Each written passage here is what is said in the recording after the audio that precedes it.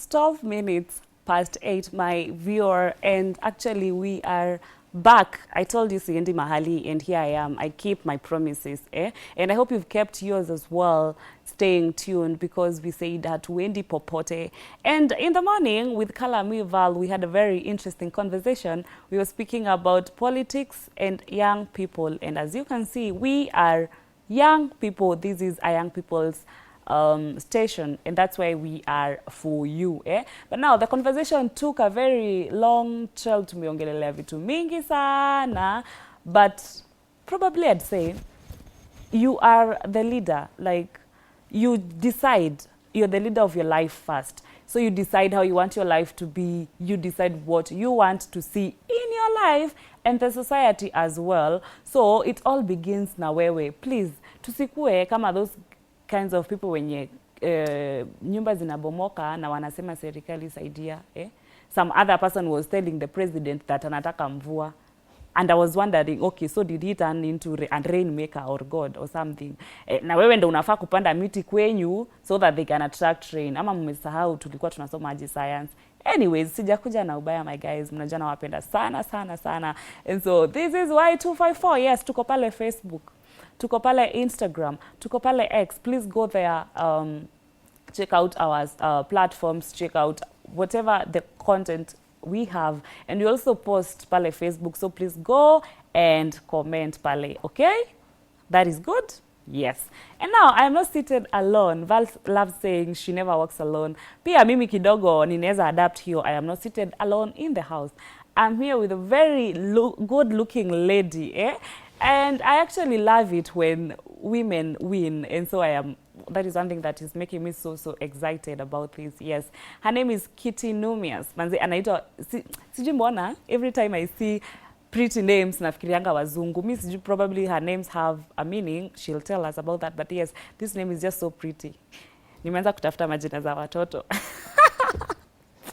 Anyway, that was so called uncalled for. Anyways, yes, she's a coastal leader and she is a person for the people. Manze, the things she has done, kwanza, the fact that she's a lady, acha kwanza nipige makofi hata before I go on saying, and she's been helping fishermen and fisherwomen, if they are there. I'm not very sure, she'll tell us. Yes, and she has been handling a couple of organizations to work.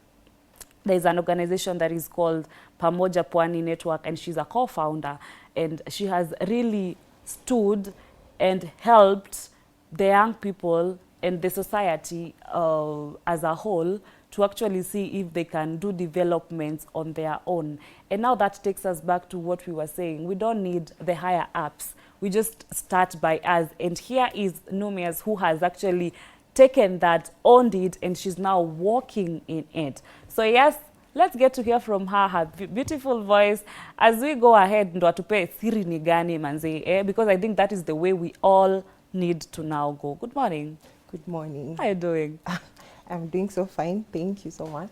This place is beautiful. Wow. And you're as beautiful. Thank you. Nimemba mimi ni mrembo leo. Anyway. Yeah, so please, a happy new year to you too. To you, kwanza, because we are in a new year, and tuko bado January, hatujaenda mbali sana. Before we actually go so far, I might really get invested into the conversation and forget. Yeah. Please tell us about yourself. Okay. I am Kiti Luvunoh. Luvunoh is my first name. Nilisikia ukiuliza kama iko na maana. It's ni kama babangu alisahau. The original name was Luvunoh, and then my father kasahau kuweka N wakati alienda kuchukua certificate. But okay. Luvunoh literally means divinity. So I think my parents from the get-go, they just, spoke greatness into me through my name. But I popularly go as Kitty because it's easy to remember, first of all.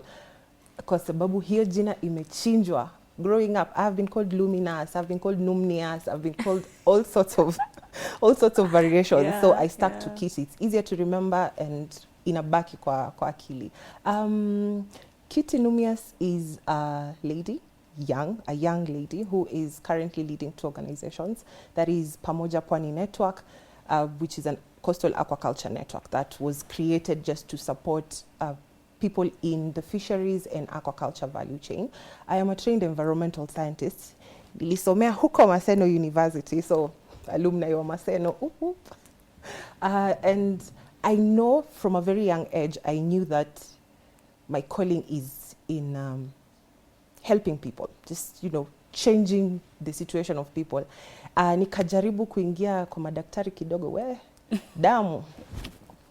I actually did a medical course, but wakati wa attachment sasa, unaona ile people sick coming in, I couldn't do it. But then I realized I cannot just help people by healing them. I can actually help them in other ways. And that is part of how Pamoja Pwani Network was formed.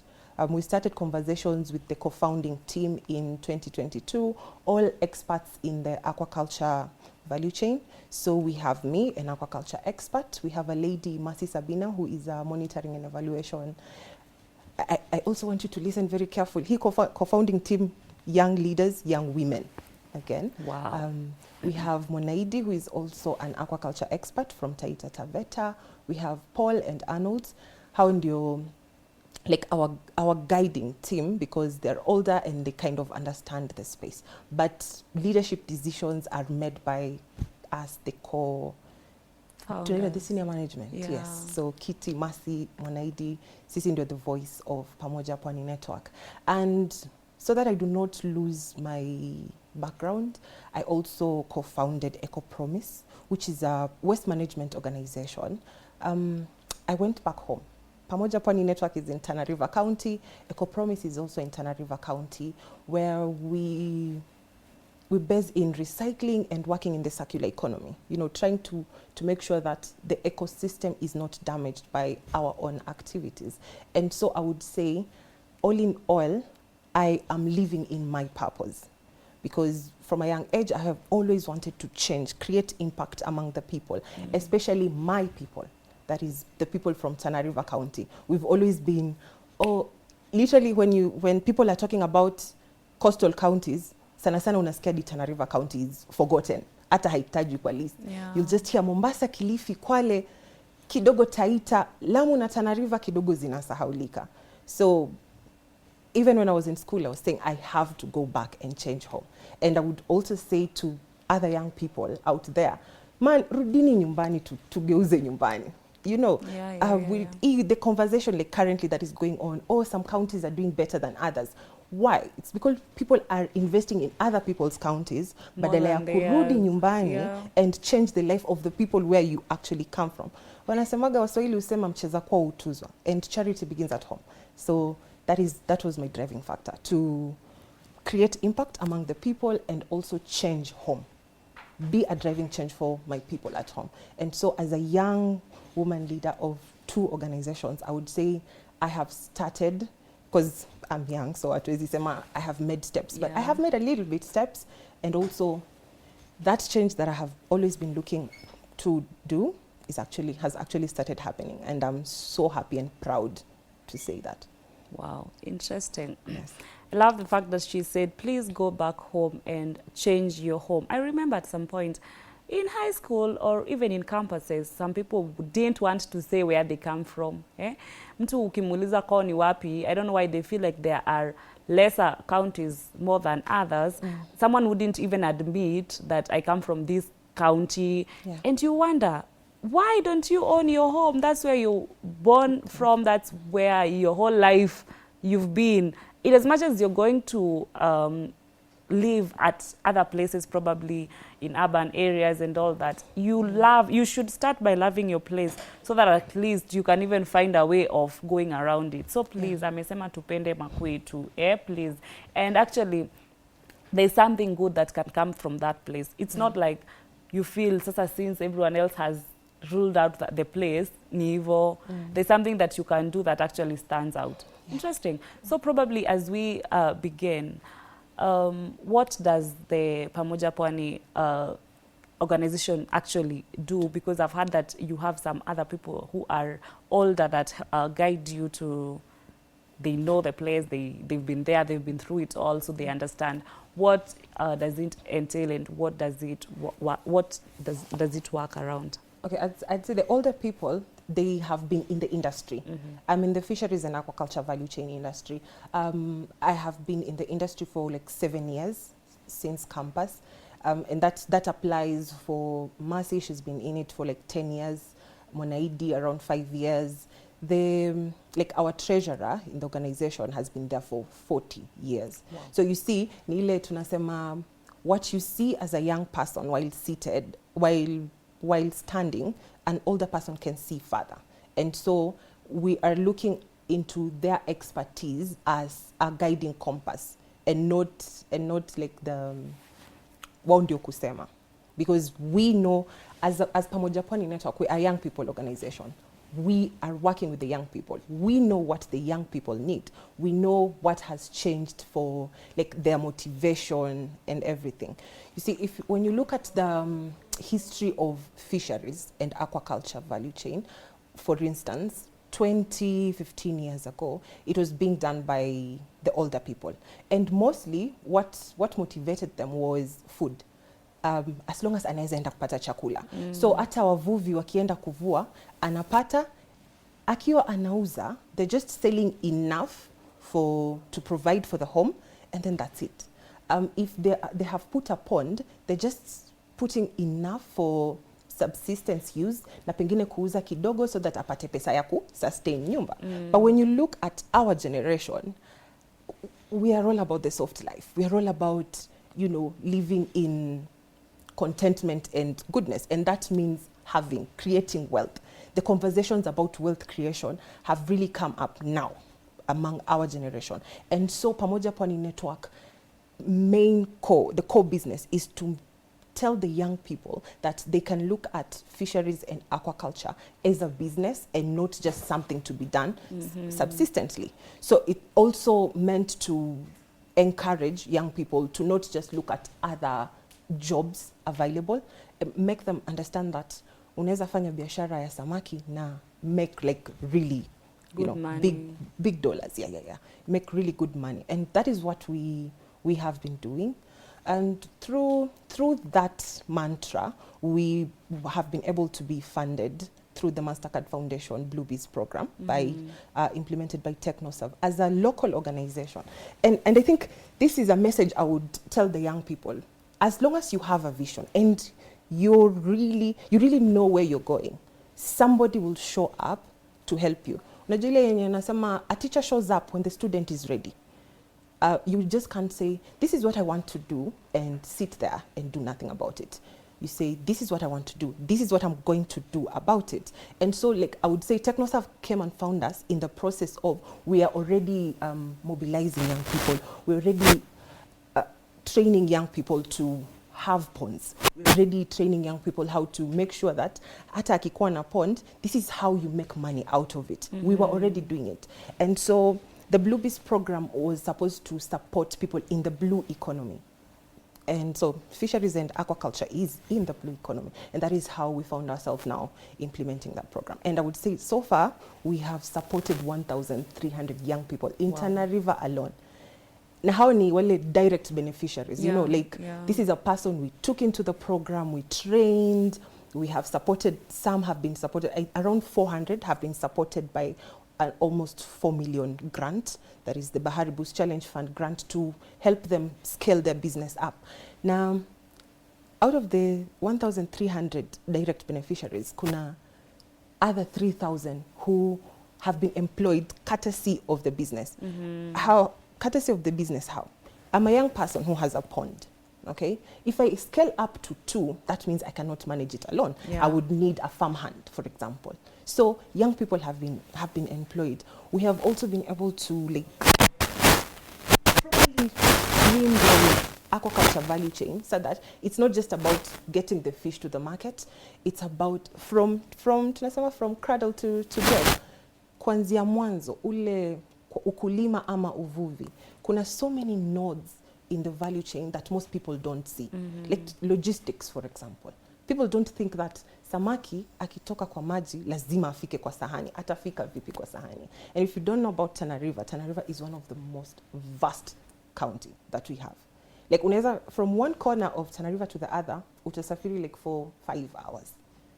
Uko kwa barabara tu. Yeah. Unatoka Mbalambala, the northern part of Tana River, to Kipini, the southern part of Tana River. Hiyo barabara 5 whole hours uko kwa barabara. So through the program, through our efforts, we've been able to show young people that they just don't have to be wavuvi, they just don't have to be wakulima wa samaki. They can be more. They can get into the logistics, they can get into value addition. We've actually been able to diversify the value addition. Watu walikuwa wanafanya samosas peke yake, now people are doing fish chips, people are now doing fish kebabs, you know. So it is that motivation that you can make money, and this is how you make money. And us as Pamoja Pwani Network allow us to show you that. Yes. Wow, interesting. This is getting better and better. And actually the fact that there's so many young people that are now coming into it, because in the back of my mind when you speak about fishing or a fisherman, I picture a very old person. Yes. You know, like that's what I'm used to. But now when I hear you saying about you guys coming now to bring in young people, inafanya pia to feel we are also being involved and we can actually do this. And also tuache kuona ni kama kuna kazi za the old people na kazi za the young people. And that's why I think someone saying hakuna kazi kidogo wewe ndio shida. Because now, now if there is such an organization in your county, na wanasema, I've not heard anywhere amesema you need to register or what kind of money. Ni job wanawapea, they have opportunities, and if you can do something or you're ready to learn, they just bring you in. Probably, like that's how we start earning a living. So I don't understand how someone would start saying that they are struggling or they don't have money. Kidogo. Anyways, yes, this is still why in the morning. Labda, you can explain to us a little bit. There's someone who's watching. They've been in the fishing business and all that for a very long time. Anashindwa. Yani, this young lady is coming and she's telling us this. Kwani what don't I know?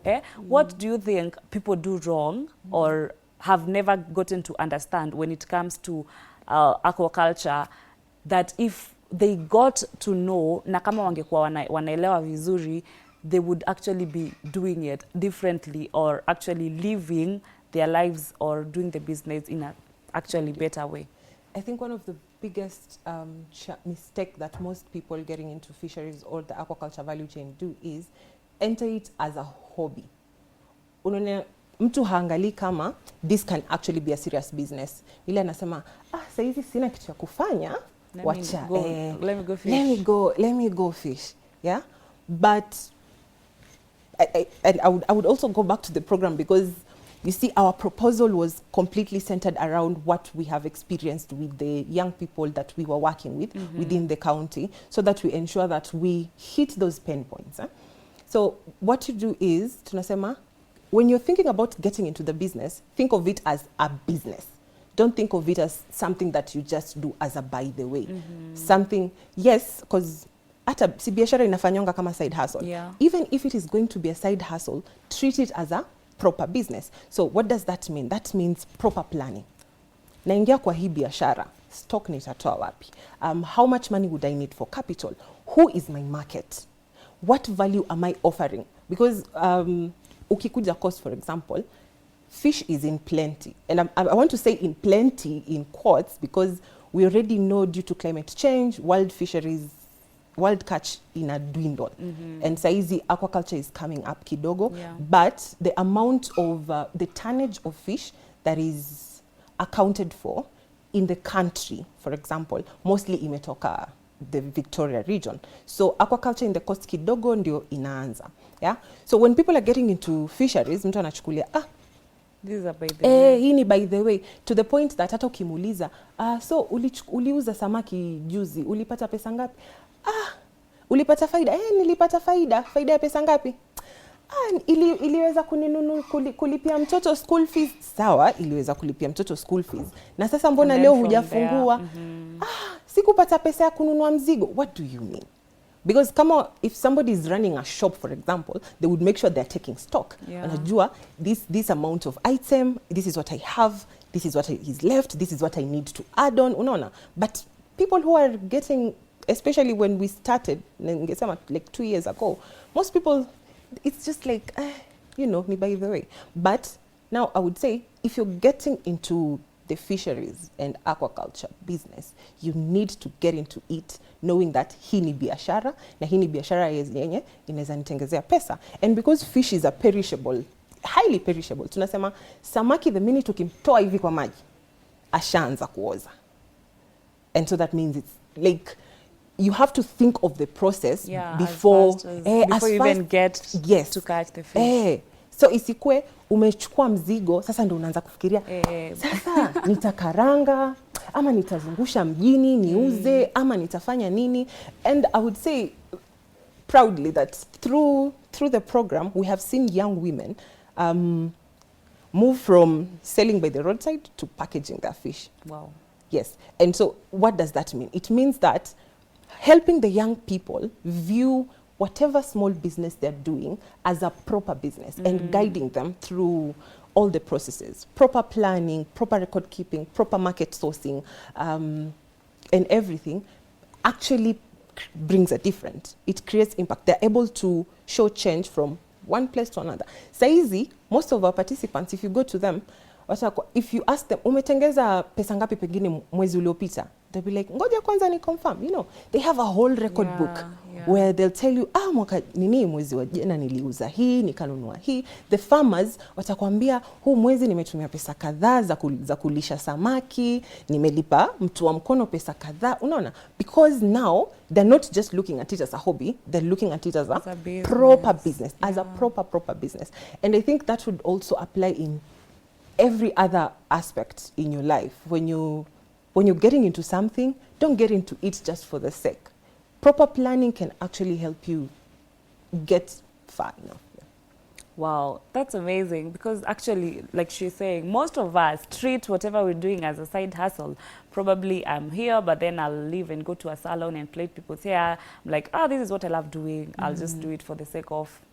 Please plan for your business. And if you don't have a vision, if you don't have a dream, if you don't invest, then that means you're doomed to fail, because now tutakusaidia aje akishuali, How are we going to help you? But yes, please, I hope you're taking notes. I love saying that every time you see it's empowerment time, get yourself a notebook and a pen, because these are some of the tips you're going to use. Unafasa after umemaliza kuwatch and admiring us, you now sit down with your book and see the notes. Unaona venye unakaanga chini mhubiri akihubiri, you start writing notes. That is the same thing. Like, you should take as much as possible. Well, if you can actually master it in your head, the better, so that it keeps running. She said, Kiti alisema, we have to invest, we have to take records, and you actually do it seriously. And actually, that, like she's saying, that is one mistake most of us make. You find that you're supposed to, ukiulizwa, how much profit did you make? You don't even know, because pesa ilikuja, ukaona ni mingi, ukaenda ukajibamba. By the time una realize hauna pesa ya stock, you're like, wow, what did I do? Yeah, so please take note of that. And there's the other organization you've spoken about that now comes in to bring about the environment. Yeah. Most of the time, tukisoma shule, we used to be told that when we talk about lakes and rivers, chemicals zikiingia huko kwa maji na labda kuna samaki wako hapo ndani, they get affected, or the waste products zikiingia, unapata fish iko na polythene paper bags in them, or things like that. So what does your organization do, probably, and is it connected to what I have said, and how does it actually help? Because you've said that at some right now the aquaculture is actually rising. So how is the organization, or some of the things you do, help to boost the aquaculture? So EcoPromise is a bit different. And I think EcoPromise was born of the gap, especially in Tana River, where waste is a problem. When you go to most major towns in Kenya, they have a sort of system that is working, where they have collection, they have recycling centers, they have all that. And so Eco Promise was born because that was a gap in Tana River. Like I said, I went back home to change home. Yeah. And so every single place that I would see, and I'm like, we can make a difference here. We can do something differently. That is how Eco Promise was born, because there was a bit, kidogo, waste management is not really done properly. So like right now, we have just started, and so we've started with plastic, because plastic is the biggest problem. Yeah. Kila mahali we have zinaitwa hizi illegal dumping sites. People just decide, you know what, mimi takataka yangu imejaa kwa dustbin, shoo. So the vision that Eco Promise has is to start dealing with the waste problem step by step. That is, so plastic first. Once we're able to cover that, then we move on to tunasema bigger waste. But Tana River is also very rich in waste, animal waste. And so we're already working with production of vermicomposts and organic fertilizers. Because pia Tana River iko na wakulima. I don't know whether you notice that everything revolves around Tana River for me. So okay. wakulima Tana River watapata organic fertilizer, which means better production for them. And so that is where we're looking at. When we're looking at chemical wastes into the river, Tana River right now hatuna hata industries kabisa. So any chemical waste that is in the Tana River itself is coming from upstream, from the counties that it crosses before it reaches the Tana River county itself. Yeah. But tunaweza sema pia, it is very evident that that kind of waste has affected fish production, because the wild catch has tremendously dwindled. It's almost like every single season, what is caught inakata by half. So utasikia wakulima wanasema, no, wavuvi, ni season ya samaki, lakini samaki hawapatikani kwa maji. And that is actually one of the very many reasons that had us now pumping up and really, really advocating for aquaculture. Because aquaculture is unalima, ni ukulima wa samaki, unalima. And it has a production period of around 6 months. But we discovered in Tana River, due to the heat, unajua tilapia optimum temperature yake ni between 28 and 30 degrees. Tana River can get that hot. And even higher. So we usually have mechanisms that you can help to cool down the water, just to make sure that the fish are living in optimum temperatures. Yeah. The fish in Tana River grow faster. They actually mature faster than fish in other regions, sababu ya ile joto. And so unapata farmers wetu wanaweza vuna from 4 months. 4 months yuko tayari kuvuna. So that means for a farmer in Tana River, they can have 3 production cycles in a year. 4 times. Yes. 3 production cycles. What this also means is, wakati hakuna samaki kwa bahari or hakuna samaki kwa mto, watu bado wanaweza pata samaki. And wakulima wa samaki Tana River wanalima both tilapia na catfish. Catfish is a delicacy. Watu wa Tana River wanapenda sana. Alafu, because now with devolution, people are moving around. Hola is a bit of a cosmopolitan, so we have people from other counties, a lot of them, to small towns, they eat tilapia. So soko iko. Yes. Wow. Hey, fish, man. Sijui. Unasema you don't like fish. I like fish. I love fish. But fish huku wanatuzia kama gold. Like gold, man. Hata I don't know why I didn't ask her to do something. Ningekuwa natoka hapa niende nikakule samaki. But I think we'll think about something, because yes, definitely. Lazima nikule samaki, and she's I think you're very in love with whatever you do, because I don't know if you guys are seeing how she's speaking with a lot of vigor, and una feel it from her, as it should be. But if we talk about leadership, actually, this is an evidence of how a leader should be. Like, how are you speaking about your place? How are you talking about? let me not go into politics. But if Kitty wanted to be an MP, mi kura yangu tu already nishampea. Because she's in love with her place, as it should be. So wewe leader mwenye kwa hapo, please do something. When we talk about empowerment, probably someone would be seated and ask, okay, so you've spoken about all that. How are, let me say, young women being now brought in to actually do what you do? Because I heard you say about the fact that now the ones that sell fish, they are now packaging their fish. So probably there are other things that they do or other projects probably.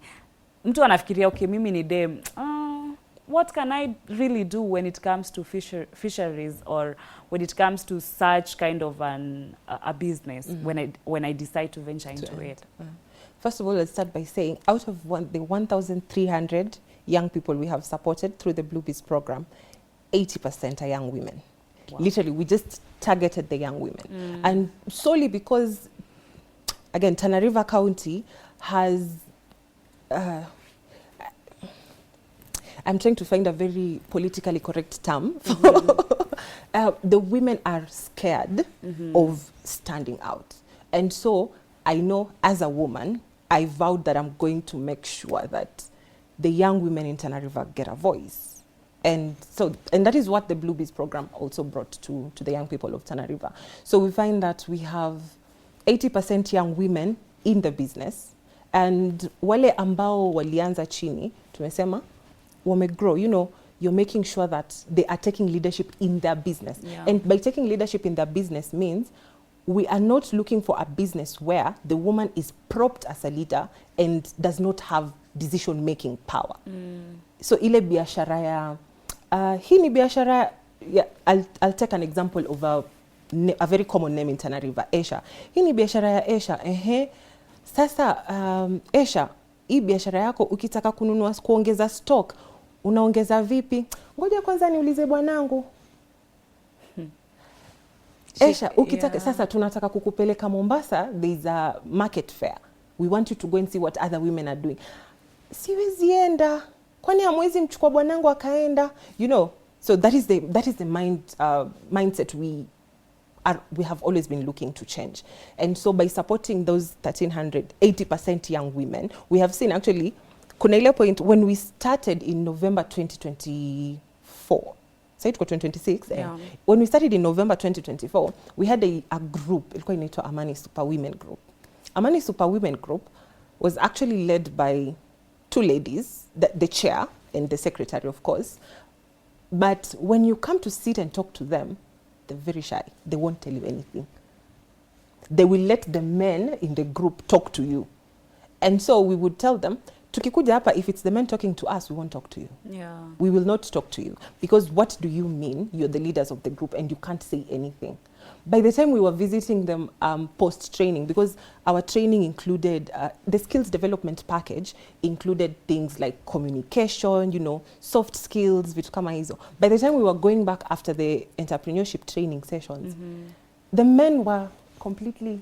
So you find that the ladies are the ones who are talking. And you see, this makes me very happy as a young woman because I'm like, at least there's something. Yes. Yeah. At least there's a bit of change. I think I have ensured that other than targeting young women, we've also tried to train a section of them in community leadership, and we've also targeted a higher number of women. Because see, the point is to make sure that the community understands that a woman's voice can also create change. So that it's not just the men making the major decisions within the community. And our organization, Kwanza, the young people working with the young people on the ground is 50% young women. Wow. So literally it's just ensuring that ni women, prioritizing women. Na si ati it's being unfair or anything. Kila mwamba ngoma uvutia kwake. So of course I would always want to look at women and be like, you know what, I know you can do something. Yeah. You've ever looked at a person and be like, there is so much potential in you, but It's why just that are you you can't see scared? it. Hey, Yeah, you yeah. are so afraid. So you coerce that. And I've seen that among the young people of Tana River. And I know this for sure, because most times when I am sitting in platforms, people ask me, are you sure you're from Tana River? And I ask them, why? No, Tana River women are very shy. I'm like, that is because you force them to be quiet. Give them a chance to speak and see if they're not going to make that. I know. Hata ukienda like the business center at Tana River, most of those businesses are actually owned by women. They are owned by women, but what is tragic is it is the men who are financially them. As a biashara ni ya mwanamke kwa sababu if you're financing it, what does that mean? It is yours. Yeah, you're the owner. But then wanaume ndio wanapewa hiyo platform, yeah?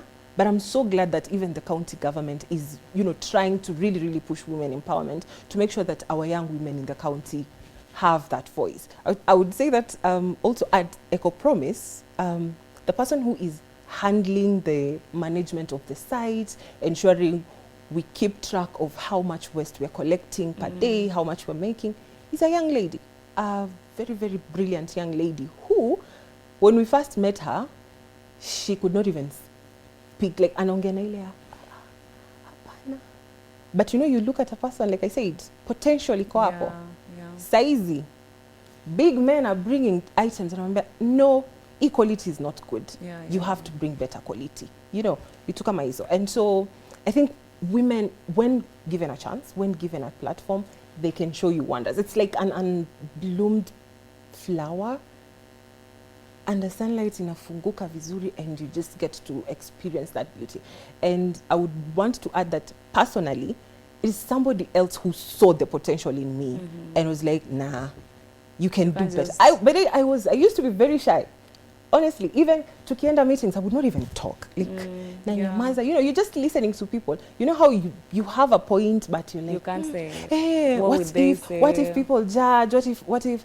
But then my mentor, she told me, every single time we go to a meeting with you, I want you to come back with 5 contacts and tell me how those contacts are going to help push you into becoming a better person. Wow. And it is through that actually I even now figured, I can create change. You know what? Yeah. What if we started PPN? And when we were starting PPN in 2023, nilikimbia mbio. You get a bit scared, but your mentor is on your back telling you, no, you can do this. Yeah, you're going for it. You can do this. So started na kidogo training wheels, mama ni nini. And by the time she was letting me go now to run, I was like, oh my God, I've always been able to. Yeah. So then I would also tell the young people, and I want to say this because my mentor is not even old. She's also a young person.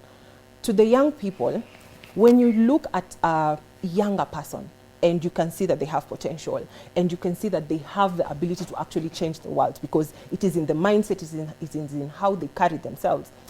Washike mkono. Hold their hands. Ni sisi, it is us who can actually change the world if we hold each other's hands and say, let's move forward together. Wow, interesting. I hope you're enjoying this. This is how we are at Y in the Morning, the Empowerment Cafe. And this is Y254, okay? Yes, and wow, I'm actually learning a lot. I might never go fish, but I'm getting a lot from the conversation we're having with Kiti, because like she's saying, it's very, very true. Unless you speak out what's in your mind, we can never know. Ni venye tuliwaambia asubuhi, by the way, wacha kuogopa ati what will people think, or what if this, what if that. All those possibilities are always there. But what if it never happens in that way that you're actually afraid? What if it actually works out for your good? Because most of the things that we are so afraid of, unashtukianga, you're like, kumbe it was this easy. Kumbe it wasn't even to go in this direction venye nilikuwa ninaogopa. Na ulikuwa tu hapo unaogopa. Please, that idea.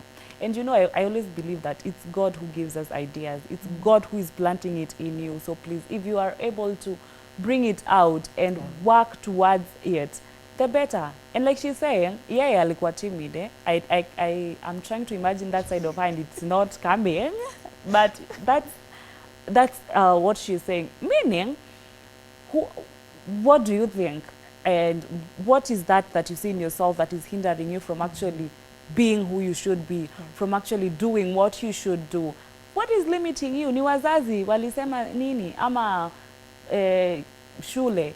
She did a medical course. Akaona, hey, this is not my thing. She didn't give up. She decided to go do something else.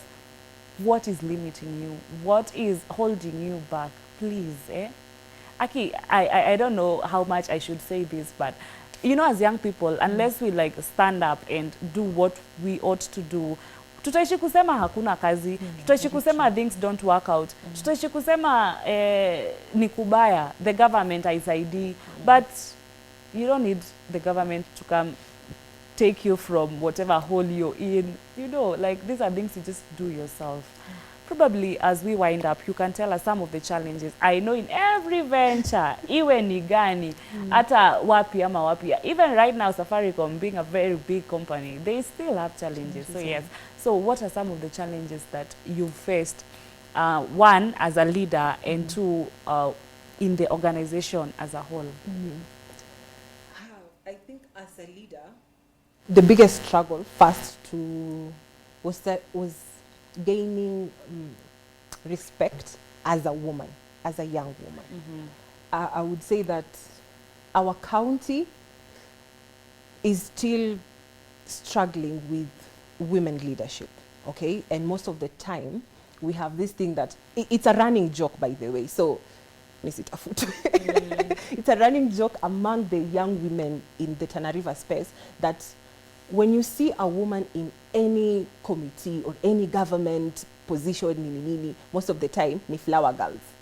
Because sababu constitution imesema 2/3 gender rule, so there has to be a woman, but then there is no, wako tu, ni flower girls, they're not doing that. So entering the space, especially as a young woman, was a bit of a challenge. Ile, you have the content, you have the material, you have the vision, but to get somebody to actually listen. I have taken proposals to different offices, and there's always like, okay. I think ningerudi, I probably find some of those proposals in the dustbin, but but iyo challenge being a young woman. But that, I think that changed after now people started seeing that this girl actually had a vision, and she's actually able to implement and actually able to support. So I would say a lot of thanks to especially TechnoServe, because through the program they have what we call capacity building, and capacity building of the organization started from strengthening the leadership, and so we've been taken to several workshops to guide us into becoming better leaders within the program, to better help in program implementation and also outside, because it's not, it's not just them, because I believe their vision was to make sure that these young organizations are able to carry out their activities freely and better through their support. So even as nikama unasema, I'll hold your hand, I'll show you the way, and then I'll let you be. So that is what TechnoServe has done for us in the past 2 years. They're able to capacity build us in that way. Another challenge, I would say, especially for us as an organization, ni community buy-in. Tana River has been a county that has, ilikuwa kule kwa level 5, ile ya, we really need help. So for years, they've always been getting relief food, cash transfer, and that has been almost the way of life. So now imagine trying to convince a person who has grown up knowing that kukikuja floods, ataletewa chakula. Kukikuja droughts, ataletewa chakula. Two, you know what? That's not going to happen anymore, because after devolution, tulitolewa hiyo level. So now people have to make their own money. And so it was a bit of a challenge. Ukiingia kwa community, anakuuliza, na nikisha soma, utanipea nini? Nikisha soma, utanipea nini? Because the expectation is you will give something. Yes, they will get something tangible. And Sisi as PPN, we came in as the organization that is going to try to help shift the mindset so that these people can make money from then yes, they can make money on their own. So it was a bit of a challenge, but I would say in this one year, in the past 1 year, that has changed kidogo, especially I think because when we shifted focus from just the general fisheries, and as long as you're a player in the field, we will work with you, to now focusing on the young people, because now we understand the motivation of the young people is they need to make money. They need to know how to make money. And so we're here, we're telling them, si lazima uze madera, because probably kwa kijiji chako 3, 5, 7 women are already selling madera. Let me show you how you can make money in a different way. Si lazima useme samaki utamkaranga peke yake. Let me show you how you can make that fish more appealing. Si lazima uifanye as a hobby. You can do it as a full-time business and actually make good money out of it. So here, it's happening slowly, but definitely surely. And I'm thinking that in the next 3, 4, 5 years, we will have more people entering the business, not because hana kitu ingine ya kufanya, but because they actually see value in it, and they're going to do it. Yes, they're going to do it properly. Amazing. Wazungu walisema time waits for no man. Leo ndo nimeamini kweli time waits for no man, because there is a lot I would love us to talk about. There's a lot that is still pending. Maswali mengi ninataka kumuuliza, probably nitawaulizia alafu nitawaambia kesho. Anyways, yes, this has been a very interesting session. I hope you've learned a thing or two. Na pia, please, if you're a woman out there, please, we are really trying to leave that box of flower girls, and that you need a man to do things for you, and now pushing ourselves out. And Kiti is an example of a very resilient person. Please think about that. Please tell us where we can find you online. Online, you can find us, all our pages are on Instagram, TikTok, LinkedIn, Facebook. We are Pamoja Pwani Network. For Eco Promise, you can also find us on Facebook, X, and LinkedIn. Pia, it's still Eco Promise organization. And I would like to build on that. Women, we need to live with the audacity of men. Men send a CV yenye imeitisha masters na hana hata degree. And because sometimes the applicants, you're a lady, you have a degree, you're like, wameitisha masters, maybe sitapata. Mwanaume mwenye hata hajamaliza degree yake, maybe ako second year, amesema, you know what, mimi nita apply. And because nobody else applied with that level of education, anapita. So young women, live with the audacity of men. Always think about what would a man do, and then probably choose that, because men are selfish. Men go for what they want, and that is the mindset that I would want all the young women to live with. Go for what you want. Don't hesitate. Enda kabisa. Wow, interesting. Hata kama hujasikia anything else for the whole 1 hour, please run with that. Go for what you want and what you dream. Tulisema, dream as much as you can. Dreaming is free. Okay? Yes, this has been Why in the Morning. I have been your host, Eliza Kimani. But please stay tuned, because Kalamival is coming back. Yes, stay tuned here at Y254. Na tunawapenda sana. But for now, kwaheri ya kuonana.